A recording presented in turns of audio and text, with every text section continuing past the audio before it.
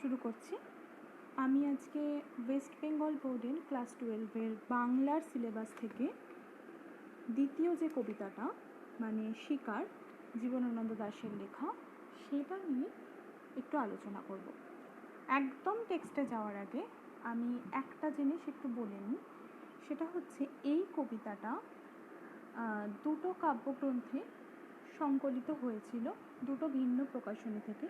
প্রথমে এটা সম্ভবত বনলতা সেন কাব্যগ্রন্থে অনেক কবিতার মধ্যে একটা কবিতা হিসাবে সংকলন করা হয়। তারপরে সিগনেট প্রেস এটাকে মহাপৃথিবী কাব্যগ্রন্থে একটা কবিতা হিসাবে সংকলন করে। মহাপৃথিবী কাব্যগ্রন্থের উল্লেখটাই বেশিরভাগ জায়গায় পাওয়া যায়, কিন্তু এটা দুটো জায়গাতেই রয়েছে। আচ্ছা, জীবনানন্দের লেখার যে বৈশিষ্ট্য সেটা সম্পর্কে একটা কথা প্রথমে বলে নিই, যেটা আস্তে আস্তে এই কবিতাটার মধ্যে দিয়ে ছোট ছোট করে আমি বলার চেষ্টা করব। সেটা হচ্ছে জীবনানন্দ দাশের একটা লেখার ধরন আছে যেটা প্রায় সব কবিতায় কমন, সেটা হলো চিত্রকল্প। মানে উনি এমন কিছু কিছু শব্দ দিয়ে ছোট ছোট কোলাজ করে একটা গোটা ছবি তৈরি করেন। অ্যাপারেন্টলি এই ছবিগুলো দেখলে মনে হয় এটা সেরকম কোনো অর্থ দাঁড়াচ্ছে না, কিন্তু এই ছবিগুলো সমস্ত যখন পরপর জুড়ে যায়, মানে আমরা যখন পুরো কবিতাটা পড়ে একদম শেষে এসে পৌঁছাই, তখন আমরা বুঝতে পারি এটা আসলে একটা গোটা সার্কেলের মতো। এই কবিতাটাও আসলে তাই। আমি এবার টেক্সট দিয়ে শুরু করছি। ভোর, আকাশের রং ঘাস ফড়িংয়ের দেহের মতো কোমল নীল, চারিদিকে পেয়ারা ও নোনার গাছ টিয়ার পালকের মতো সবুজ। একটি তারা এখনো আকাশে আছে, পাড়াগার বাসর ঘরে সবচেয়ে গোধূলি মোদির মেয়েটির মতো, কিংবা মিশরের মানুষই তার বুকের থেকে যে মুক্তা আমার নীল মদের গেলাসে রেখেছিল হাজার হাজার বছর আগে এক রাতে, তেমনই একটি তারা আকাশে জ্বলছে এখনো। প্রথমে একটা সময়ের বর্ণনা আছে, সেটা হচ্ছে ভোর। ভোরের যে রং সেটাকে বর্ণনা করতে গিয়ে কবি দুটো রঙকে প্রাধান্য দিচ্ছেন। একটা হচ্ছে নীল, যেটা আকাশের রং, একটা সবুজ, যেটা গাছের রং। সূর্যের আলো পৃথিবীতে আসার সাথে সাথে যে দুটো রং সবচেয়ে বেশি প্রকট সুন্দর হয়ে ওঠে সেটা হলো এই নীল আর সবুজ। নীলটাকে তুলনা করা হয়েছে ঘাস ফড়িংয়ের দেহের মতো কোমল নীল যে রং, সেই নীল রংটার সাথে। আর পেয়ারা ও নোনার গাছ, যেটা আশেপাশে যে গাছগুলো রয়েছে, সেই গাছগুলোর রং যেন মনে হচ্ছে টিয়া পাখির পালকের যে সবুজ পেলব সুন্দর রং, সেই রংটা। একটি তারা এখনো আকাশে রয়েছে, এই কথাটা মানে একটি তারার প্রসঙ্গ এই স্তবকটায় দুবার এসেছে। এই তারাটা সম্ভবত শুকতারা, কারণ ভোরবেলা সাধারণত একটু উজ্জ্বলভাবে যে তারাটাকে দেখা যায়, চোখে পড়ার মতো যে তারাটাকে দেখা যায়, সেটা হলো শুকতারা। সেই তারাটাকে আরও দুটো চিত্রকল্প দিয়ে এখানে বর্ণনা করা হয়েছে। একটা হচ্ছে পাড়াগার বাসর ঘরের সবচেয়ে গোধূলি মোদির যে মেয়েটি তার মতো। পাড়াগার যে বাসর ঘর হয়, অর্থাৎ গ্রামের দিকে সদ্য বিবাহিত যে কনে, তার একটা স্বাভাবিক লজ্জা থাকে। আর একটা জিনিস থাকে, সেটা হলো বিষণ্ণতা।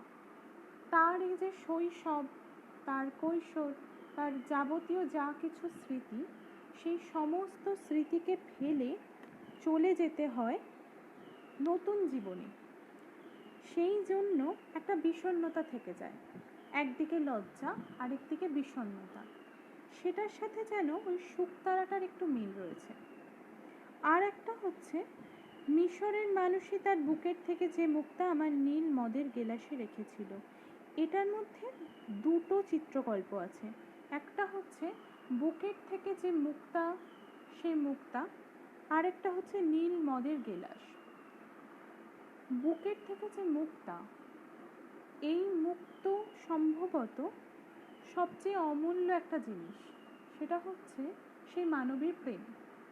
সেটা সে তার প্রেমিককে দিয়েছিল। সে সেই মুক্তটা তার মদের গ্লাসে রেখেছিল। মদের গ্লাসে কেউ কখনো সাধারণত মুক্ত রাখে না। এই দুটো খুব বিসদৃশ। সেই কারণে মনে হয় যে এই মুক্ত আর নীল মদ এই দুটো এতটা আলাদা যে এই প্রেমটা সুন্দর একটা সমাপতনের দিকে এগোয়নি, এটা অসমাপ্ত থেকে গেছে। তাই তার একটা বিষণ্ণতা রয়েছে। সেই বিষণ্ণতাটা হাজার হাজার বছর আগের একটা বিষণ্ণতা, যেটা এখনো ছাপিয়ে উঠছে ওই পাড়াগার বাসর ঘরের গোধূলি মদির মেয়েটার মতো। এই সমস্ত কিছু মিশে যাচ্ছে আবার আকাশের ওই শুকতারার সঙ্গে। হিমের রাতে শরীর রাখবার জন্য দেশওয়ালিরা সারা রাত মাঠে আগুন জ্বেলেছে। মোরগ ফুলের মতো লাল আগুন, শুকনো অশ্বত্থ পাতা দুমড়ে এখনো আগুন জ্বলছে তাদের। সূর্যের আলোয় তার রং কুসুমের মতো নেই আর, হয়ে গেছে রোগা শালিকের হৃদয়ের বিবর্ণ ইচ্ছার মতো। সকালের আলোয় টলমল শিশিরে চারিদিকের বন ও আকাশ ময়ূরের সবুজ নীল ডানার মতো ঝিলমিল করছে। এই স্তবকটাই দেখা যাচ্ছে ক্রমে ভোর থেকে সকাল হচ্ছে, সবুজ আর নীল আরও প্রকট হয়ে উঠছে। সেটা কিসের সাথে তুলনা করা হচ্ছে? না, ময়ূরের ডানার সাথে। ময়ূরের যে ডানা বা পালকের যে রং, সেটা ভীষণ উজ্জ্বল নীল আর সবুজ। যত আলো বাড়ছে তত এই নীল আর সবুজ সুন্দরভাবে তাদের রূপকে প্রকাশ করছে।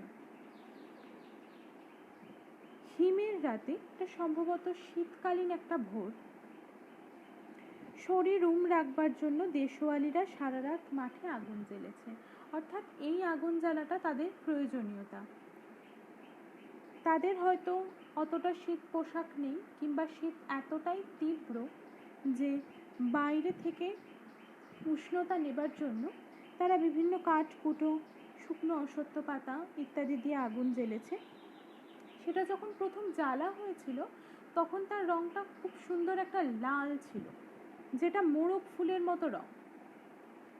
কিন্তু যত আলো বাড়ছে, সূর্যের আলো পড়ার সাথে সাথে তার রং কুসুমের মতোও নেই আর।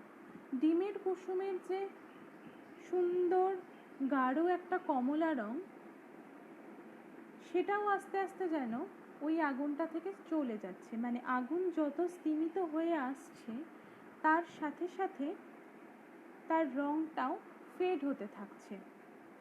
হয়ে গেছে রোগা শালিকের হৃদয়ের বিবর্ণ ইচ্ছার মতো। রোগা শালিক, তার হৃদয়ের ইচ্ছা বিবর্ণ। কেননা যেমন আগুন স্তিমিত হয়ে আসছে, তেমনই যেন রোগা শালিক তার আয়ু আস্তে আস্তে কমে আসছে। সেই কারণে তার হৃদয়ের যা কিছু ইচ্ছা, সেটাও আস্তে আস্তে ক্রমশ রংহীন হয়ে যাচ্ছে। ভোর। সারা রাত চিতাবাঘিনীর হাত থেকে নিজেকে বাঁচিয়ে বাঁচিয়ে নক্ষত্রহীন মেহগিনীর মতো অন্ধকারে সুন্দরীর বন থেকে অর্জুনের বনে ঘুরে ঘুরে সুন্দর বাদামি হরিণ এই ভোরের জন্য অপেক্ষা করছিল। এসেছে সে ভোরের আলোয় নেমে, কচি বাতাবি লেবুর মতো সবুজ সুগন্ধি ঘাস ছিঁড়ে ছিঁড়ে খাচ্ছে। নদীর তীক্ষ্ণ শীতল ঢেউ এসে নামল, ঘুমহীন ক্লান্ত বিহ্বল শরীরটাকে স্রোতের মতো একটা আবেশ দেওয়ার জন্য। অন্ধকারের হিম কুঞ্চিত জরায়ু ছিঁড়ে ভোরের রৌদ্রের মতো একটা বিস্তীর্ণ উল্লাস পাবার জন্য। এই নীল আকাশের নিচে সূর্যের সোনার বর্ষার মতো জেগে উঠে সাহসে, সাধে, সৌন্দর্যে হরিণীর পর হরিণীকে চমক লাগিয়ে দেবার জন্য। এখানে একটা অন্য ভোরের বর্ণনা আছে, সেটা হচ্ছে একটা সুন্দর বাদামি হরিণ, গাঢ় অন্ধকার, যেটা কিনা মেহগিনি কাঠের যে রং গাঢ় বাদামি সেটার সঙ্গে তুলনীয়, সেই রকম একটা অন্ধকারে সুন্দরীর বন থেকে অর্জুনের বনে ঘুরে ঘুরে বেরিয়েছে। সুন্দরী গাছের বন একটু ছোট ছোট হয়, আর অর্জুনের বন অনেক বড় হয়, অর্থাৎ প্রায় সারা বন জুড়েই সে ঘুরে ঘুরে বেরিয়েছে। একটা চেনা বিপদ, সে জানতো যে চিতাবাঘিনী তাকে আক্রমণ করতে পারে, তাকে খেয়ে ফেলতে পারে, সে কারণে সে নিজেকে বাঁচানোর জন্য সারা রাত অপেক্ষা করেছে, খুব সাবধান হয়ে। তারপরে সে নদীর ধারের কচি ঘাস খেয়েছে এবং ঘুমহীন ক্লান্ত বিহ্বল শরীরটাকে স্রোতের মতো একটা আবেশ দেওয়ার জন্য নদীর জলে নেমেছে। এইখানে ভোরের একটা বর্ণনা আছে যে ভোরের আলো যেন সেইভাবে কুয়াশার চাদর ভেদ করে সেইভাবে পৃথিবীতে আসছে যেভাবে মায়ের জরায়ু থেকে সন্তানের জন্ম হয়। নীল আকাশের নিচে সূর্যের সোনার বর্ষার মতো জেগে ওঠে। নীল আকাশ থেকে যখন সূর্যের আলো পৃথিবীতে এসে পড়ে, তার যে কৌণিক রশ্মি সেটা অনেকটা সোনার বর্ষার মতো দেখতে লাগে। সেই সোনার বর্ষা হরিণের গায়ে যখন পড়ছে, অর্থাৎ সূর্যের আলো যখন হরিণের গায়ে পড়ছে, সে যখন নদীতে নেমেছে, তখন হরিণটিকে দেখতে সবচেয়ে সুন্দর লাগছে।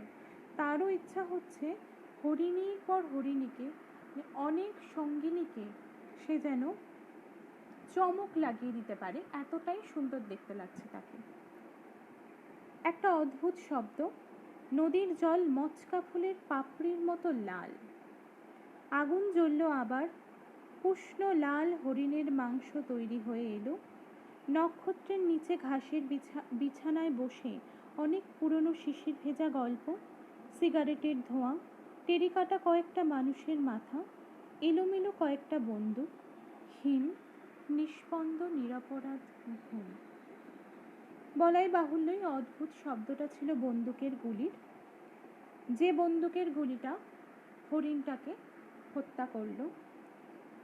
এবং নদীর জল নিমেষে মচকা ফুলের পাপড়ির মতো লাল হয়ে উঠল, অর্থাৎ রক্ত যেই নদীর জলের সাথে মিশল, সেই রংটা মচকা ফুলের যে পাপড়ির রং, সেই রংটার সাথে একদম মিলে গেল। আগুন আবার জ্বলল, যে আগুনটা আগে একবার জ্বলেছিল প্রয়োজনীয়তার খাতিরে, নিজেদের বাঁচানোর জন্য, সেই আগুনটাই আবার জ্বলল, কিন্তু এবার তার কারণটা একদম আলাদা। এখানে অন্যকে মেরে সেটা সেলিব্রেট করা হলো, এবং তার কোনো একটা বিশেষ প্রয়োজন ছিল না। কারণ গল্প করার সময় সামান্য আহারের উপকরণ হিসাবে হরিণের মাংসটাকে ব্যবহার করা হলো, যেটা না করলেও চলতো। এটা নাগরিক সভ্যতার সব থেকে খারাপ কুৎসিত একটা ছবি। টেরিকাটা মানুষের কয়েকটা মানুষের মাথা, সিগারেটের ধোঁয়া, বন্দুক, এই সমস্ত জিনিস এই আগের যে তিনটে স্তবক, এর সাথে তিনটে জিনিসের, এই তিনটে চিত্রকল্পের কোনো মিল নেই। ইনফ্যাক্ট এই শেষ স্তবকটা যদি না থাকতো, তাহলে হয়তো এই কবিতাটার নামও শিকার হতো না। যে হরিণ সারাটা রাত ধরে নিজেকে বাঁচিয়ে বাঁচিয়ে চলে এসেছে, ভোরবেলা একটু নদীর জলে নেমেছে, ঘুমহীনতার কারণে যে ক্লান্তিটা তৈরি হয়েছে সেটাকে একটু ঠিক করার জন্য, সেই মুহূর্তে তার প্রাণ চলে গেল। সে চেনা বিপদকে এড়ানোর জন্য খুব সাবধান হয়েছিল, কিন্তু বুঝতে পারেনি যে তার চেয়েও সাংঘাতিক কিছু থাকতে পারে। সেই হরিণটা যে কিছুক্ষণ আগেই বেঁচে ছিল, একটা নিষ্পন্দ মাংসপিণ্ডে পরিণত হয়েছে এখন, এবং চির ঘুমের দেশে চলে গেছে।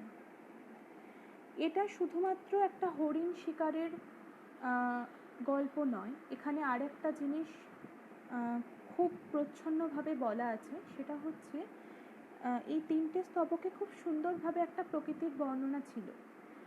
এই প্রাকৃতিক নির্মল সৌন্দর্যকে নাগরিক সভ্যতা খুব সাংঘাতিকভাবে ধ্বংস করে চলেছে, প্রতিনিয়ত ধ্বংস করে চলেছে।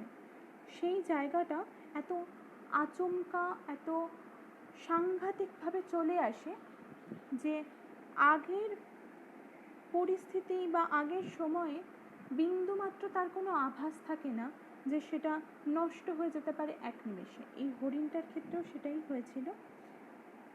সে কয়েকটা মানুষের শখের বলি হয়ে গেল। মোটামুটি এটাই এই কবিতার সারবস্তু।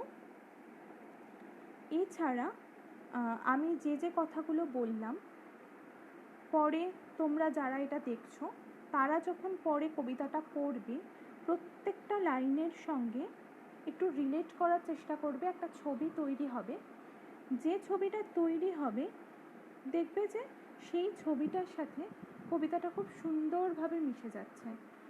আর আমি যেভাবে বললাম এটা যদি তোমরা একবার শোনো, তাহলে এই ছবিগুলো দেখবে আস্তে আস্তে জুড়ে একটা গোটা সুন্দর একটা সার্কেলের মতো তৈরি হচ্ছে, যেটা থেকে পুরো কবিতাটার একটা আলাদা ইন্টারনাল মিনিং তোমরা বুঝতে পারবে।